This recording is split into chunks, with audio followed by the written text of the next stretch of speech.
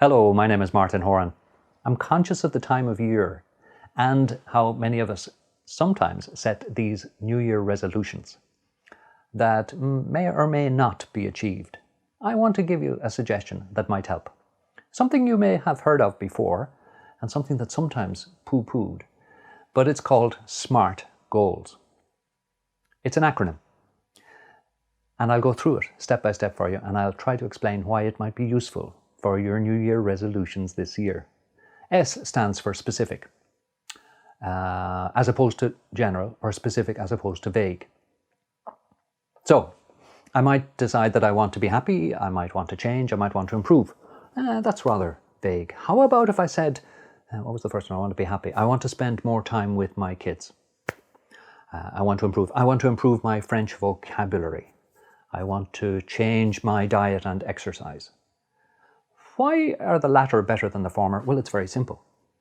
Because they're specific, they're much easier to focus on. Because they are easier to focus on, it's much more likely that I will get to achieve them. So SMART, S, specific. The M stands for measurable. Try in as far as possible to put some sort of metric, some sort of measure, some sort of number on your goal. So take those goals that I set for myself. I want to spend more time with the kids. 2 hours a day, 20 hours a week. I want to improve my French vocabulary, increase by 2 words a day. I want to, what was the other one? Change my diet and exercise 3 times a week, at least 30 minutes. Okay? So put a measure in there. Again, that's very powerful. I have a particular bee in my bonnet about measurement, and I'll come back to that a little bit later on. The A stands for Achievability. So to set goals for yourself that are challenging, sure, but realistic. Don't say to yourself, I'm going to lose 2 stone by the end of January, or 20 kilos by the end of January. Say that I'm aiming for X amount by summer, and I would like to do 2 kilos a month, okay? That's much more likely to be achievable. Don't say I want to run a marathon, or if you do, say I want to run it by October of next year. And I'm going to start with 5 kilometers per week, probably more than that. But set a metric for yourself, a measurement that is realistic, challenging but achievable. R stands for relevant. Now this is the one that most people get wrong so often, and it is the key to success in terms of setting goals. Relevant means that it is important. Relevant is that it matters. Relevant is that it's going to make a difference. I listened to a podcast by a friend of mine called Michael Common recently, and he was a bit disparaging about SMART. And I think, Michael, this speaks to this issue that a goal that is relevant should be attractive to you. That's really important. And it should be something that you can test in the short term. That links back to my point about measurability and achievability. So make it relevant, make it matter, make it worthwhile from your perspective, relevant. And the final T is for time-bound.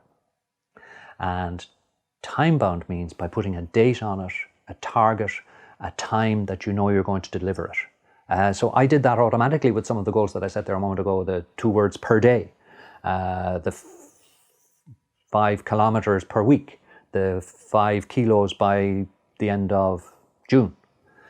Having a target date is very powerful. I was talking about this to a group of people one day, and one of them said, a good definition of a goal is just a dream with a deadline.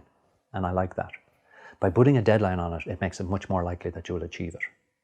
Now, by the way, that time-bound and measurability are very closely connected. Obviously, 2 kilos per month, 5 kilometers per week, they're connected. And I told you that I had a bee in my bonnet about measurability. If I asked you to think about what's the most popular sport in the world, or what's in the top 5, the examples you'll come up with would be, soccer, basketball, golf, tennis. And then if I said, okay, go to the other end of the list, what are the least popular sports in the world? And for my purposes, I will use examples like transatlantic yachting, competitive mountaineering, and orienteering. What's the difference between those two? Measurability. And it's so much easier to measure the soccer, the tennis, the golf, than it is to measure a transatlantic race or a person running in an orienteering race or mountaineering. And human beings, you and I, are very drawn to things that we can measure. Who's ahead, by how much, and how much time is left. So in your resolutions this year, in your goals, top of the list, pick things that are relevant to you. And by the way, one of the things about relevance is don't go for 47 goals. The person with 47 goals is like the person with 47 priorities. You have no priority. 5, maximum 5, make them really important, attractive to you, and make a way of testing them. And then try to ensure that they are specific, measurable, relevant, and time-bound. And best of luck with your goals, and best of luck for the new year.